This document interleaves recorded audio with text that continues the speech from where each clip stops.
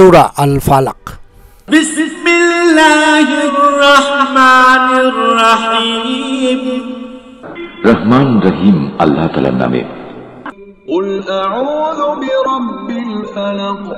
হে নবী, তুমি বলো, আমি উজ্জ্বল প্রভাতের মালিকের কাছে আশ্রয় চাই। মিন শাররি মা খালাক।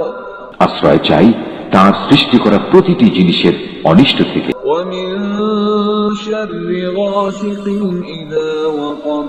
আমি আশ্রয় চাই রাতের অন্ধকারে সংঘটিত অনিষ্ট থেকে, বিশেষ করে যখন রাত তার অন্ধকার বিছিয়ে দেয়। ওয়া মিন শাররিন নাফাসাতি ফিল উকাদ।